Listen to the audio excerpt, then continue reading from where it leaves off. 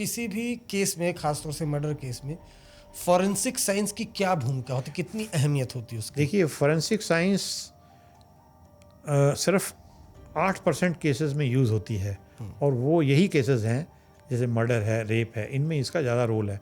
थोड़ा थोड़ा रोल तो सब जगह है, बाकी इंजरी रिपोर्ट्स हैं, ये है, उसमें इतना नहीं है, क्योंकि उसमें विक्टिम है, वो जिंदा रहता है, तो वो खुद ही बयान देता है अपना। लेकिन जहाँ विक्टिम मर जाता है, उसमें फॉरेंसिक साइंस का ज़्यादा रोल होता है।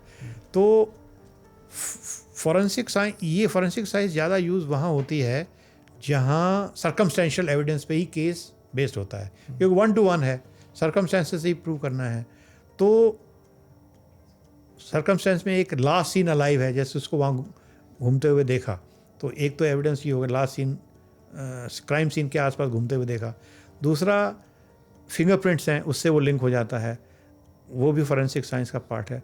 तीसरा, डीएनए एविडेंस से लिंक हो जाता है, सैमुअल स्टेन्स में एक पर्टिकुलर डीएनए निकलता है, और अक्यूज के ब्लड का एक पर्टिकुलर डीएनए होता है, दोनों मैच कर जाते हैं, तो इससे क्रिमिनल की जो प्रेजेंस है वहाँ इस्टेब्लिश हो जाती है।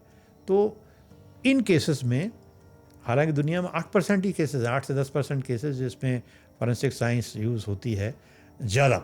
बाकी केसेस में, अब जैसे किसी ने किसी को लाठी मारी और 4 आदमी ने देखी तो बहुत है, इतने में कोई उसमें ज़्यादा ज़रूरत नहीं है। लेकिन जहाँ किसी ने देखा ही नहीं, तो वहाँ फिर ऐसे